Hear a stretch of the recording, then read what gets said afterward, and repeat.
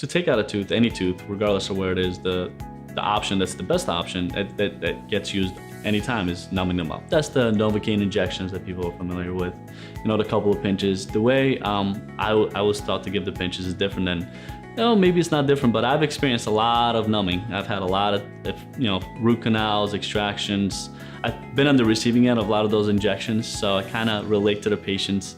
So I have different ways and tricks to kind of numb that area a little bit more, I hope. And I've been taught that by multiple instructors, so it's not like I'm reinventing the wheel. I'm just seeing what works and what doesn't, just to kind of get them numb. Once I get them past the numbing stage, the rest of the stuff is pretty much, as long as the patient's neck is comfortable, everything else goes smooth. If the patient doesn't want to experience any of that, then we have the oral medications that can kind of relax you a little bit, the Xanaxes, the Valiums, and then we also have a dental anesthesiologist we can use to basically sedate the patient, to kind of get you in that twilight sleep where you're kind of with it but not really, or full general anesthesia where you're just out.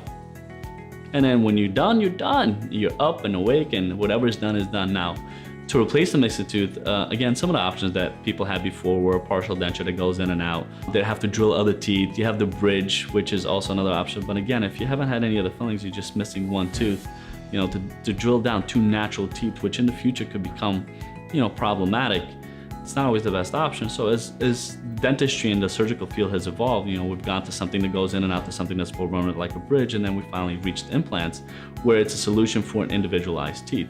We can place it wherever we need to, and we can restore that individual tooth. And if God forbid something happens to the implant, it just happens to that one piece.